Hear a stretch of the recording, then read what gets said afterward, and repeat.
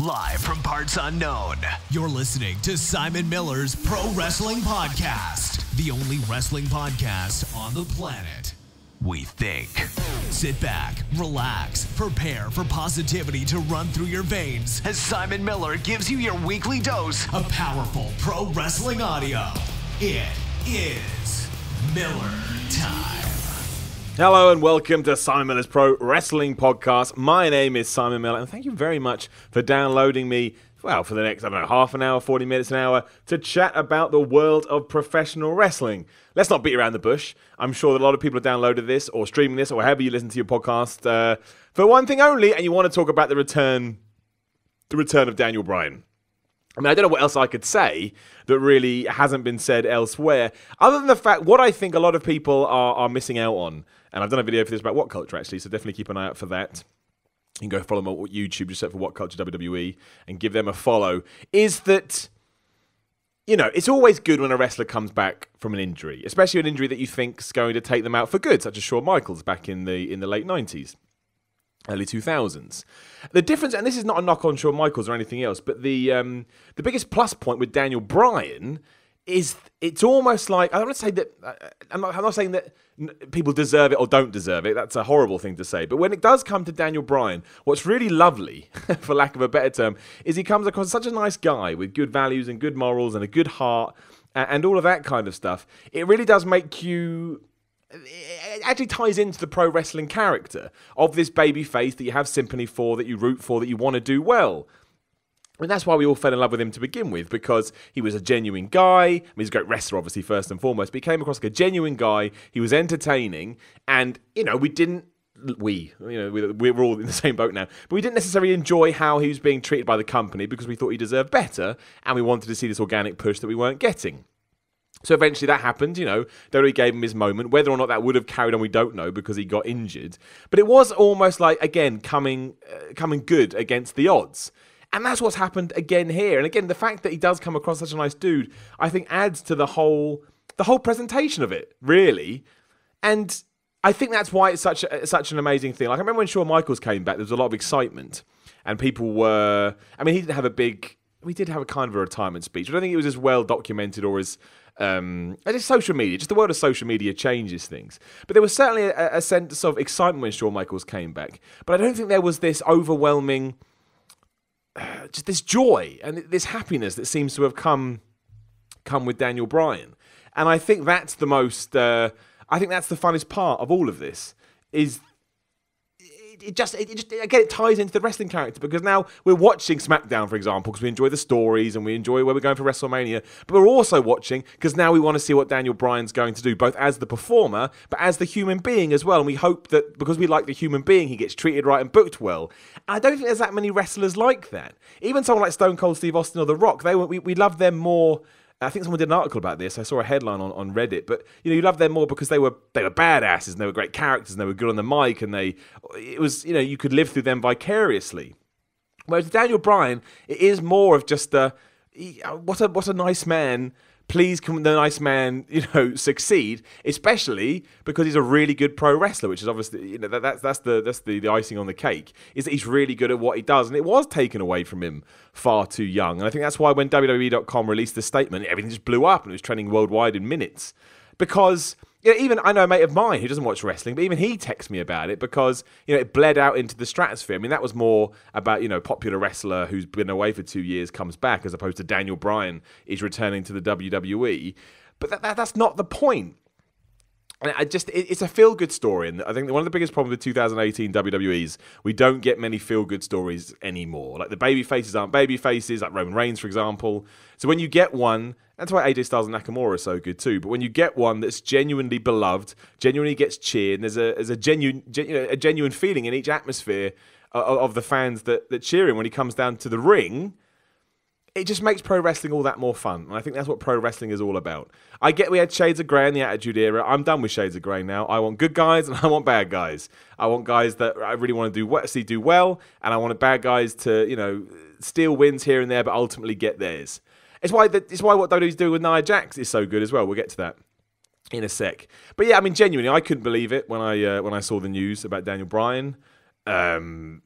it's one of those things where the story's been going on for so long, and if you do subscribe to like the Wrestling Observer or PW Insider or anything like that, a question they ask all the time is Daniel Bryan ever going to come back? And no one really knew the answer. I think maybe a year ago it was more like a definite no, and then obviously this must tie into his contract a little bit, in the sense that his contract's coming up in September, and maybe that did spark WWE to look into it a little bit more. I don't know.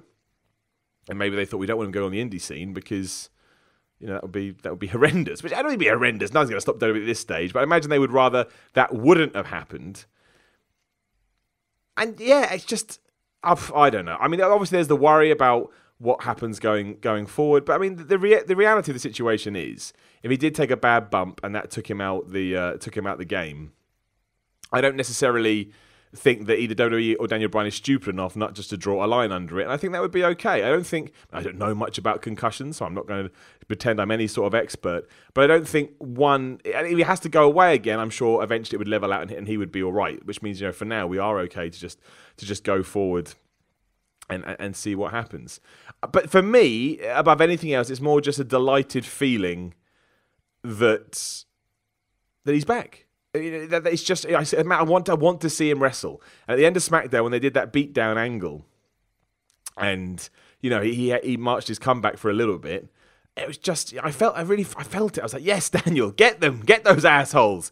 And I just don't feel like we get that very much in like I say, in modern day WWE, and that's why I think it's so exciting to have him back. Again, genuine babyface. That's all I want these days, a genuine babyface. I'm sick of the Roman Reigns stuff. Not Roman Reigns, of everything around Roman Reigns. It just wears me out because, sometimes I just want us all to go along with the story that WWE are presenting, because I think it would be a lot more fun. But, it is what it is. But yes, I'm over the moon that Daniel Bryan came back. Even a lot of people would even argue that the Kevin Owens, Sami Zayn versus Shane McMahon, Daniel Bryan match, it's not the best use of him, but the fact this wasn't even possible a week ago, I think that's why it's amazing. The fact we're even going to get to see it is great. And who knows, do whatever you want. Turn Shane heel, do Shane, Daniel Bryan. I don't care. I'm just happy he's back in the ring. Obviously, I'd like him to be pushed as a top guy. If he's not, he's not. Whatever.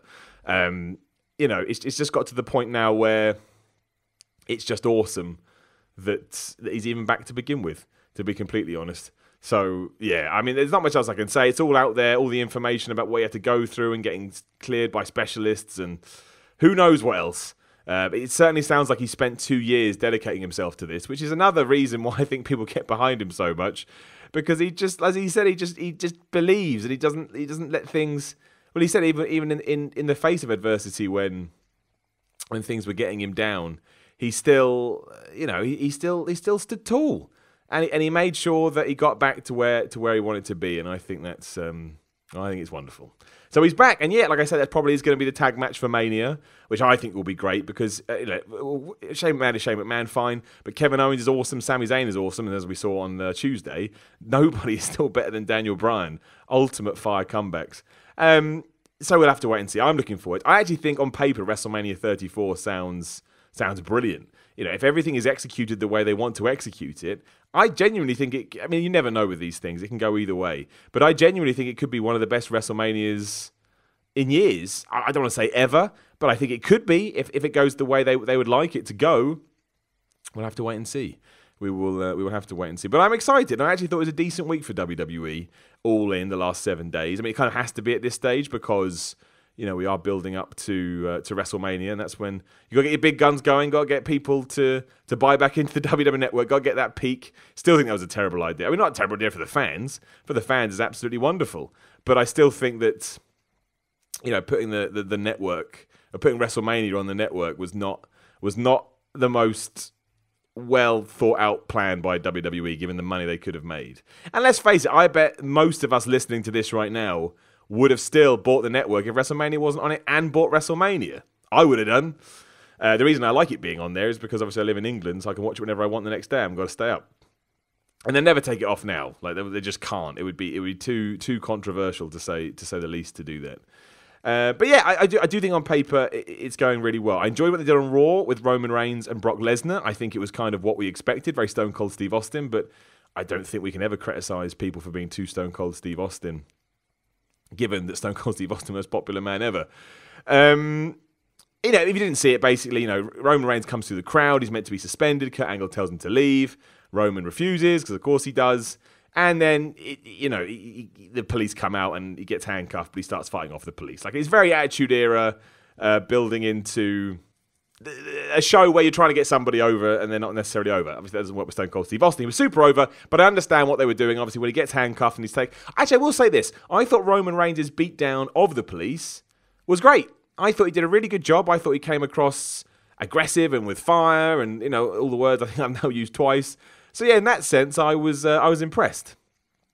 Of course, then Brock Lesnar comes out, taking advantage of the handcuffed man, beats the crap out of him.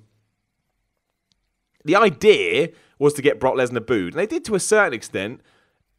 It depends when you fall down on this. I'm never going to boo Brock Lesnar because I think Brock Lesnar is cool. He just is. And I think that's the problem they had here, because he kept... I think a few other places have said this as well. I don't mean to be stealing their opinion, but I do agree. I think the problem was, because he came back to the well so many times, he became a badass. It's like, yeah, this guy's getting stretched out and you're still whooping his ass. This is brilliant. So I think that was a problem too.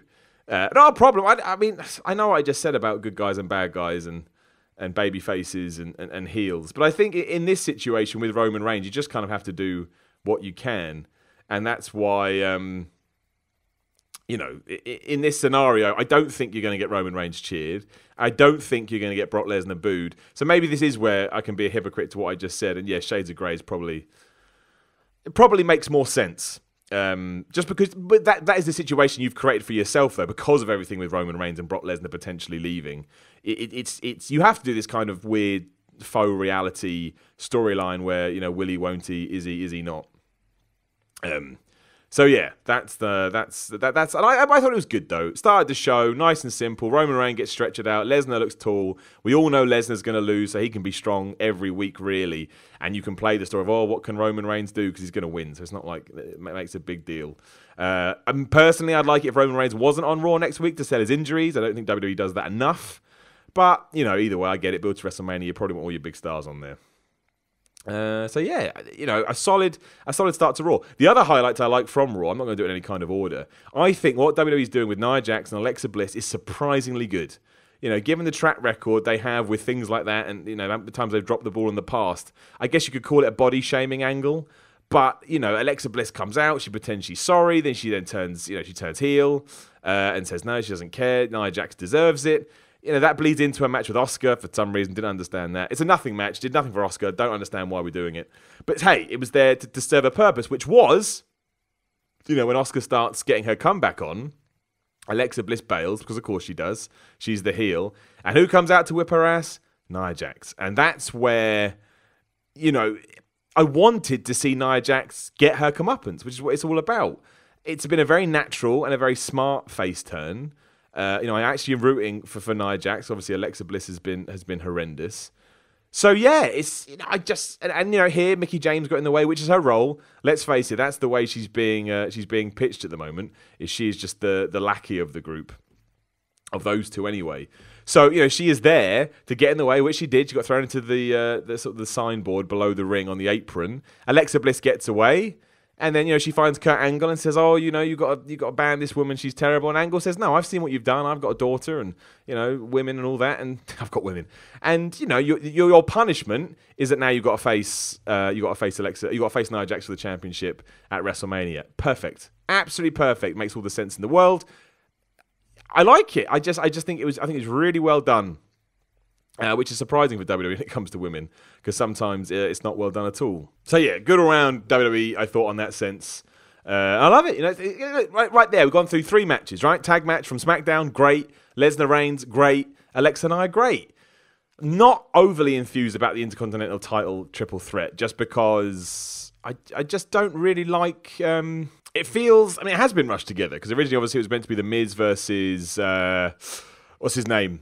Braun Strowman. That got changed for reasons who knows, and then that transitions into this 3-way instead, and it's going to be a good match. I think Finn Balor versus Seth Rollins versus The Miz on paper is very good, and I think we'll enjoy it. But right now, it's just not a lot to it. I mean, we've got this sort of ongoing, Finn Balor doesn't like Seth Rollins, and Seth Rollins doesn't like Finn Balor, and The Miz just hates everybody. Okay, cool, whatever. But it feels a little bit flat to me. It feels like, and this is the case, is where it feels like these guys have been thrown together because they wanted to have them on the show, and they didn't have anything else to do for them. So they're like, well, we can just push them all together, which is a shame, because I think potentially there could have been more, and it could have been used as a platform to maybe help with the Intercontinental title, which still feels a little bit lost in the shuffle. I'm glad that Seth Rollins, said it. He's won all these titles and he hasn't won that one. That's great. It's always good when you highlight it that way. And then obviously we had, what was the match? We had the Balor Club versus the Miz Taraj. Balor Club wins. Miz Taraj likes laying the boots in. Finn Balor comes in out to sell. Seth Rollins comes out to help Finn Balor, and he's like, you owe me a favour, which, as I said on my ups and downs, makes no sense. Seth Rollins didn't call in this favour. Sorry, Balor didn't call in this favour. Rollins just turned up. Illogical. I mean, the problem here is it also tied into everything with the tag team division, because Gallo Andersons are now back with Balor, even though they haven't been with him for weeks, after Braun Strowman just destroyed all the tag teams last week. So that was a bit, that sucked. But, I mean, like I say, this is one of those situations where the destination will actually be better than the journey, because they'll have a good match, but the build just feels pointless to me. I mean, if we do a sort of a parallel here with the US title program on SmackDown, that's the same problem too. It feels like three guys have just been thrown together for something to do. And what do we do on SmackDown? We just had Jinder Mahal and Bobby Roode and Randy Orton talking mostly and getting mad at each other. And, that's okay. But again, I think for me, I don't really care who wins. If Randy Orton retains, all right, great. If Jinder wins, people probably moan. If Bobby Roode wins, okay, well, he's already been US champion, so that's fine. And it's kind of the same the other way. In many ways, I'd like, the Miz to retain the IC championship, just because I think he does well with it and he really cares. And he's been trying to go on a big run with it, so to take it off him seems unfair. And if Finn Balor wins, great. If Seth Rollins wins, great. But I don't really necessarily think it does much for them. So again, it all comes down to the match on the night of WrestleMania 34. Same with the US title match. And it's really what we transition to on the other side. I think we should turn Bobby Roode heel. I know people like his entrance and the glorious stuff, but in terms of his character, he's a much better heel. I'm not necessarily a big fan of him as a face. I don't mind Randy Orton being in that match. He brings star power to it. And Jinder Mahal is Jinder Mahal at this stage. I think maybe a stipulation from nowhere, from one of them would be good, just to try and separate them from the two. But it's not the end of the world if they don't. It's just something I personally would like to see. But I think that is the issue. They just parallel each other too much. It does feel like block booking when you do that. Oh, we've got these two similar belts where we'll have two triple threat matches. I think we could have come up with something a bit different, which I guess. Maybe is why I like. I want to say why I like. It's hard. The Braun Strowman Raw tag team thing is hard because, like I say, we did see him absolutely lay to waste an entire roster last week.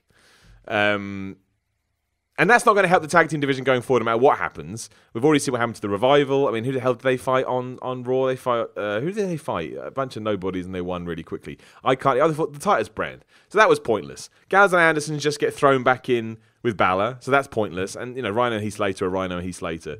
And in terms of, again, out of context, seeing Braun Strowman throw a load of people around and become the number one contender for the tag team champions is great for Braun Strowman and his strongman image. It's hilarious. But taking that away, it is nice to have the idea of a mystery partner. It's, like I say, Braun Strowman is slowly becoming the most important asset WWE has. So that's, you want to keep him strong, even if you are sacrificing an entire division.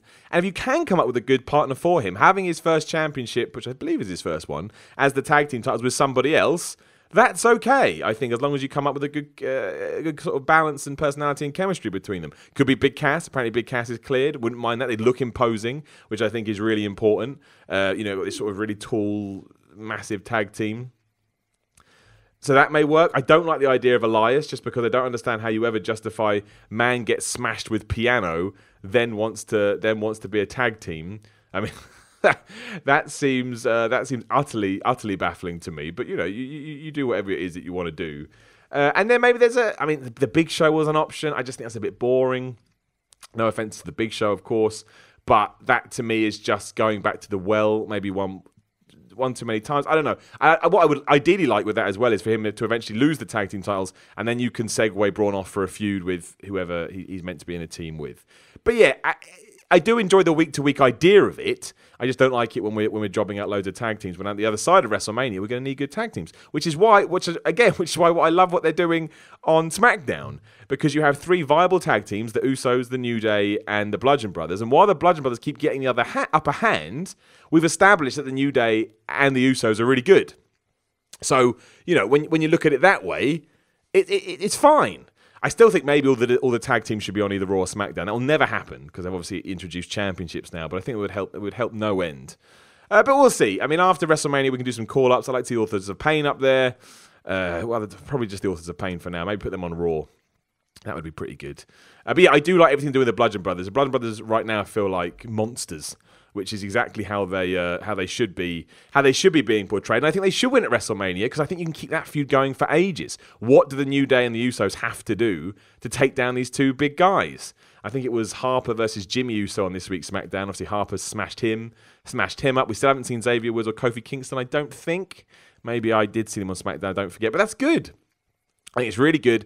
I think it's put together really well, and I'm excited to see. Yeah, I'm excited to see where it goes. I think that's key. As long as I'm excited to see where it goes, then obviously it's done something right. So it's weird though that you can see sort of, I'd say ICUS stuff not working on either side. For me personally, I'm not saying they're bad feuds. I just find them a bit boring. And then the tag team titles really good on SmackDown, not so good on Raw.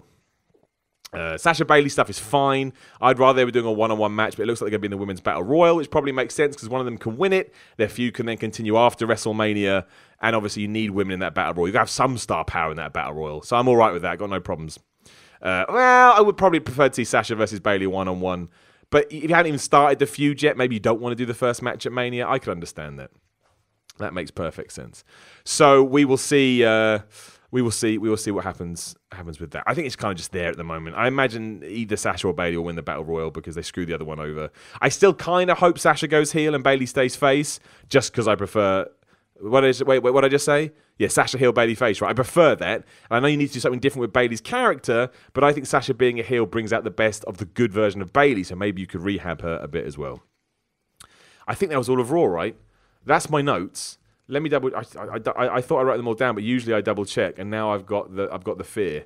So as always, I'm looking it up because this is just what we do on a podcast. Because it's like you're alive and with me. I know what I've forgotten about. How have I forgotten about this? My favourite part of Raw, which was the final deletion. Now, look, I'm the first one to admit, no, it wasn't as crazy as what they'd done in TNA. And Michael Cole looking into the camera, unless it was part of a storyline, saying, I'm sorry for what you're about to see, is ludicrous. Never apologise for your own content. And even if I thought this podcast was rubbish, if I started off by saying, I'm really sorry for this, you'd be like, why am I listening then? Why am I here? And yeah, the ultimate deletion is nuts. It's all over the place. It's crazy. Matt Hardy is a borderline loon. But that's what I want from it. I want it to be stupid, and I thought it was great. From the moment Bray Wyatt turned up, there's a floating Vanguard 1 with Matt Hardy's digital face.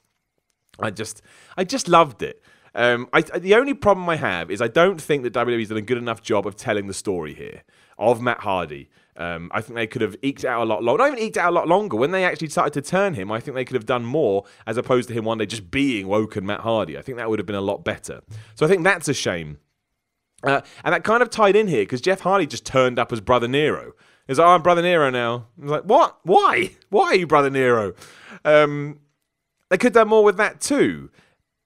That's my only issue with it. But, not worrying too much about that aside, I love the fact we've got all the cameos of the people you're used to. I would be intrigued to see, actually, on a side note, what if you haven't watched it before, what on earth you thought, because it was not well introduced or explained at all. But if you did, I thought it was a lot of fun. I thought Senor Benjamin being under the boat was great. I enjoyed Brother Nero turning up, as a cameo. And I really like the fact that Bray Wyatt got thrown into the lake of reincarnation, because it is the perfect way to rehab that character. You've got, as stupid as it may be, you've got a storyline. You don't have to actually pretend it's a real lake of reincarnation.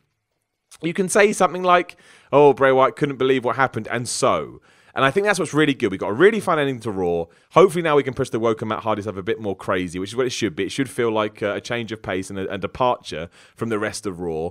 And we can rehab Bray Wyatt and bring him back as something else. And if that is the end goal to all of this, I think it's helped Matt Hardy, and I certainly think it's helped Bray Wyatt. So I'm excited to see what they do with it. If nothing else, it was just after 3 hours of watching the same stuff. How long was that? Like 15, 20 minutes? Probably not even that long. It was lovely to have something that different. It really, really was. It put a smile on my face. It warmed my heart. And it really did make the 3 hours feel not like 3 hours, because again, it changed things up. So I would take more of this, absolutely. And I certainly wouldn't apologise for it, WWE. Really one of the strangest things I think that's been said on WWE. Unless it ties into something, no problem whatsoever. But just make sure that fans going forward know that it ties into something. I also realised I haven't talked about John Cena and The Undertaker. I guess because while it was a good segment, and I did think John Cena did a very good job, it was a bit, I don't want to say it was just there, but again, John Cena cuts a really good promo on The Undertaker, passionate. Fans both love it and hate it, as they would, because it's John Cena. And then Kane comes out and gives him a chokeslam. That works, because it builds to Kane versus John Cena next week, and then you can do something dastardly or crazy there to get The Undertaker to actually agree to a match. And I thought everything John Cena said about, whether I don't care if the answer is yes or no, I just want an answer. And I thought, yeah, that kind of, we can all understand that. What is going on with my mouth? But yeah, I was like, we can all understand that. That all makes perfect sense. So in that regard, I thought it was a really good promo. The only thing I'm worried about is that we're getting John Cena versus the American Badass, which is what I don't want on any level. I hate the American Badass. I'm not going to go into that here, because I've just done a video for What Culture on it. So I'll implore you to keep an eye on their channel, just because I'm going to repeat myself, and there's no point doing that when we've got other stuff to talk about. But yeah, I do think it's going to be a good match, along with the original Taker. Storyline or Kid Rock purposes aside. And yeah, John Cena here. When John Cena wants to be, he's still one of the best promos, possibly ever, I think you could argue. When he cuts an impassioned promo, I really enjoy it. So, yeah. Let me now go double check Raw results once again, because clearly I don't know, I can't remember anything, but I'm 99% sure that's all the good stuff. I thought it was a good episode of Raw. I thought they did a lot to build to it, mention the things that I don't like. But, a 3 hour show, you're going to run into some foibles. SmackDown, again, the absolute highlight of that was everything they did with Daniel Bryan. Watching him do his comeback at the end and just be as good as he was 2 years ago. I mean, no surprise, really. He's still only 36 years old. It was just heartwarming, but we've talked about all of that. I am excited about that tag team match. I think it'll be great. And I think the fans will just be so happy to see Daniel Bryan. It'll be a moment for all of us. Because I kind of feel like, in a weird way, we all feel like we've been on this journey with him, which is why it's so lovely. The Oscar, Charlotte, Carmella, Natty stuff, I actually thought was good. I didn't like the promo earlier on in the show because it literally was pointless. Charlotte was saying, goodness gracious, Natty was saying to Charlotte, oh, Oscar's going to beat you, Oscar's going to beat you. Why do you even care? Why do you even care? You've got a match with Charlotte tonight. Why don't you focus on that? Because if you win, you may be in with a title shot. But I did like what they did, because Charlotte and Natty had a really good match, as they always have, dating right back to NXT. And then, Carmella trying to cash her Money in the Bank in, and then Natty rolling Charlotte up. I totally agree that pinning the champion a few weeks before WrestleMania is really dumb. But the commentators, I thought, justified it by saying, look, not only has Charlotte got to worry about Oscar, she's got to worry about Carmella and maybe even Natty as well. I would like to see Carmella cash in at Money in the Bank and lose. I just would. I just think that's a more interesting story to tell, because I think you want Oscar to... Well, it depends, really. If you want to hold off Oscar winning the title, because once Oscar wins the title, she's probably going to hold on to it for a long time. So I presume you could... But then does that count as a loss? It probably does, right? If Carmella cashes in and wins and turns it into a triple threat, then Oscar loses, right? I don't know how that works. But that's why I think Carmella should probably cash in and Oscar wins. I just think that's more interesting. I think it gives Carmella an arc coming out of all of this. As for Charlotte, you can probably get a couple of rematches out of it. But the match was good, and I like the storyline stuff. I thought it made it... And I thought it made a lot of people desperate to win that championship, which I also I think is important. Other women's stuff I didn't like. It was Lunch and Napkin versus... that's Becky Lynch and Naomi, in case you don't know, because my autocorrect went bad once. Against the Riot Squad, again, this feels like filler. It always feels like filler. They're going to be in the Women's Battle Royal. Great, but... they do feel like they're treading water. The other stuff was everything to do with Shinsuke Nakamura, Rusev, and AJ Styles. I completely understand you can't do anything with AJ Styles at the moment because he's been injured. And because he's been injured, but he's going to be good to go for WrestleMania, you want to protect him as best you can and hope that, he doesn't make it worse in the interim, which I don't think he's going to. But that also means that now Rusev has been he's like the setup boy. We've got Nakamura versus Rusev. Obviously, Nakamura won because he's the number one contender going into WrestleMania. He's not going to lose. So that was disappointing. And then, after the match, Aiden English jumps in. They do a beatdown on Nakamura. Styles teases he's going to get involved, but he can't because of his real-life injury. But Nakamura fights them off anyway. So once again, that's Rusev and English, being jobbed out. And here we are 2 SmackDowns away from WrestleMania. And I don't know what Rusev's plan is. I don't want Rusev in the WrestleMania Battle Royal. I hate the WrestleMania Battle Royal. Look at Mojo Rawley. Doesn't do anything for anyone. So I'm hoping they stay away from that. I mean, there's these rumours that he may be involved with a celebrity, which I'd much rather. Even if it was Macaulay Culkin, that's all right. I'll take Macaulay Culkin versus Rusev. I just want him to have a match where he is separate and, all the work he's done to get over is appreciated. Whether or not we see that, I don't know. But yeah, it's not... Well, I just love him. I just love him. Baron Corbin had a match with Ty Dillinger, which Baron Corbin won. I mean, they're so in the Andre the Giant Battle Royal. I don't even know where to begin. Talk about how the mighty have fallen as well. I mean, nothing is happening with those guys, especially Ty Dillinger. I'm more surprised about Baron Corbin because I thought Baron Corbin was, their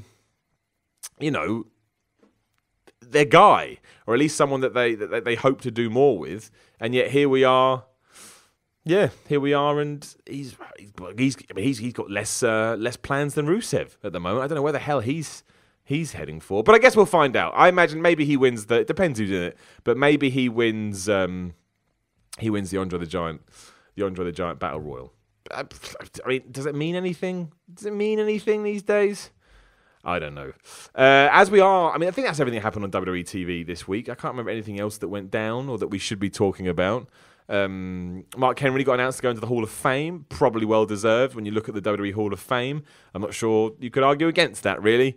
He's there for 22 years, I think, when he started. So that's pretty good. Rumours that Rey Mysterio is coming back to the WWE.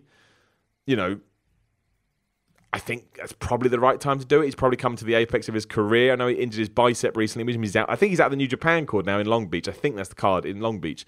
I think that's the case, which is a shame. So I think people would have liked to have seen him versus Jushin Liger. I think he was going to face. But I think Rey Mysterio coming back is why not? Why not? I don't think that. I mean, I think if he goes on SmackDown, I actually think that'd be a really good addition after when the brand split comes. I actually think I'll give SmackDown him and Daniel Bryan on there. I think he'll get a real shot on the arm. Ratings are doing really, really well. I think maybe you could potentially keep them there with star power. So that would be interesting. That would be interesting to see. On a side note as well, I'm literally going to read this as it was reported. According to sources, as always, Vince McMahon thought the Ultimate Deletion match featuring Bray Wyatt and Matt Hardy would bomb. Several officials who were backstage at Raw were under the impression that Vince McMahon was concerned about how the match would deliver among the current WWE audience. With that being said, Vince McMahon and WWE officials now consider the match to be a success. It was the number one trending topic worldwide on social media for several hours and held over 3 million viewers for the third hour of Raw. It was reportedly a struggle to get the match on WWE programming at all. Due to the success of the match, it's believed that Hardy could potentially be allowed to produce more content along these lines. And of course we should do that. Of course we should. Change up. Raw gets boring. It gets really boring sometimes just because it's so long. It's not your fault. You have to produce a 3-hour show. But anything you can do that makes it feel different is a huge plus. So you should absolutely do that. There's no reason to do it. And also, if you'd read the latest Wrestling Observer this week, apparently we have the UK project, we want to call it, may be being filmed in December. We don't know because obviously that's been going on for a long time. But that is the rumor that hopefully in December we'll be filming a UK project. I think that'd be awesome. I think it got this big Saudi Arabia, the biggest battle royal ever, or whatever the hell they're calling it.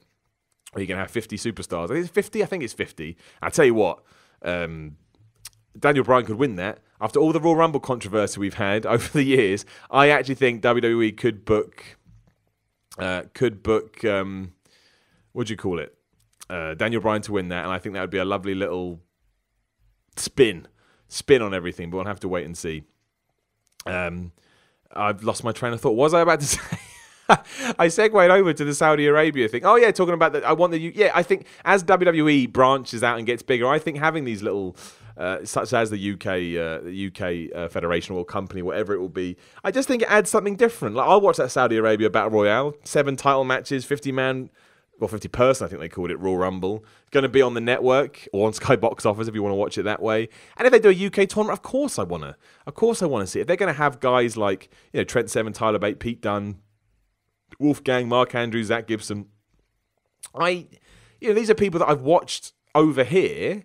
And if I can now go and watch them on a specific WWE UK show, I think it gives help to the UK scene. I think it gives inspiration and hope to all UK wrestlers who may be, again, as I've said before, when I was growing up, the thought of that was preposterous, that you could actually, have something like that. So I think it's really exciting, just for the UK scene in general. I think it will help it thrive, would be my guess. So, as far as I'm concerned, the more we can do that, the better it's going to be for professional all around. You've got to make sure, I don't want too much content because we all know what happens then. It's just dilutes everything. But hey, we will see. Also, if you don't know, Edge and Christian are going to induct the Dudley Boys into the Hall of Fame. So they'll be there on whatever day that is, the Friday before WrestleMania. That's always good because they'll be fun. Edge and Christian are always fun. And again, I can't think of anything else that's going on in the world of wrestling. Obviously, we're building up to the Cody Rhodes All-In show, which does seem exciting. The New Japan Cup. That's it. The New Japan Cup is interesting because Zack Sabre Jr. won that, and he took out. I can't remember everyone he took out now. But in the space of 2 weeks, I did find it fascinating that New Japan had basically made a star, and he's now going to go on to fight Okada. I don't think he's going to win the belt or anything, but it goes to show the differences in booking between the two companies, and with WWE and New Japan that is, and maybe it's important to make sure wins and losses matter for this very reason. Now, I know Zack Sabre Jr. has a very, I don't want to call it a controversial style, but a style that a lot of people don't understand. Some people say they think it was boring. I don't necessarily think that. I think it's different, but I don't think it's boring. Yeah. I just like that New Japan took a risk, I think. Again, something different, something out of left field, something I didn't expect.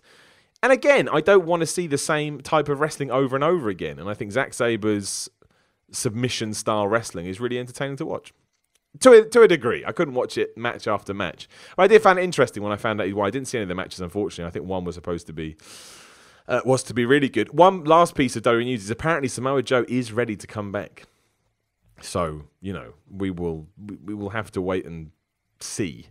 I don't know whether he'll be back for WrestleMania. Maybe he could be Braun Strowman's partner. Maybe you hold him off till after the show and have him feud with Roman Reigns. But, I'd rather Samoa Joe didn't miss another WrestleMania for his own sake, because I know he missed last year's, or I think he did.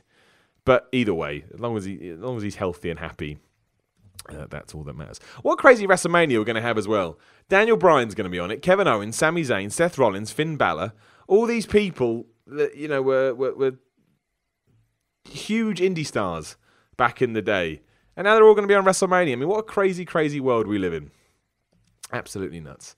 And I think that's it. I think that's everything that happened in the world of pro wrestling. I haven't done any pimping, so make sure you join the Facebook group. Just search for Pro Wrestling, Simon Miller's Pro Wrestling Podcast in Facebook. You can support the podcast at Patreon, patreon.com/SimonMiller316. Thank you to everyone that does keep doing that. If you believe you are entitled to come on the podcast, drop me a line on there or at SimonMiller316, and we will get that sorted out as soon as we can. What else is there? I'm on Twitter at SimonMiller316, although I am taking a bit of a social media break at the moment, just because I think it's good for the soul every now and then. And YouTube, youtube.com/The Miller Report rules if you want to watch all these rather than listen to them. Your choice, your life, you do what you want. We will be back at some point this week to the Q&A episode. I'll make sure that thread goes up on the Facebook group soon. And I think I'm trying to think of anything else we need to talk. I think Daniel Bryan was the big thing this week, right? I think we could have probably talked about that till the cows come home. But, there's only so much I believe we can say. He's back. I think it's excellent that he's back. I think he sends a positive message to kids. This is interesting. I mean, literally right now just popped up in my notifications. TMZ, John Cena says WWE could have a transgender wrestler with the right story. I'd always be terrified of WWE doing that, just because of the way they handle everything else. But I do think it's probably long overdue at this point. I think before we do transgender, maybe we need to prove that we can do a homosexual storyline, right? Because the only one I can remember is Billy and Chuck, and that didn't go right. Not even necessarily have to do a storyline. I think Darren Young could have done that. He could have just been a gay wrestler. But no, we couldn't. We weren't allowed to do that for some reason. But look, I as Cody Rhodes and all that lot say always on Twitter, I think wrestling should be for everyone. Life should be for everyone. You shouldn't take anybody out just the way they choose to live your life. Because imagine they started doing that to you. You wouldn't like it and you'd be pretty sad. Anyway, thank you very much for listening to me. Keep an eye out for later in the week for the Q&A episode. And yeah, keep kicking ass.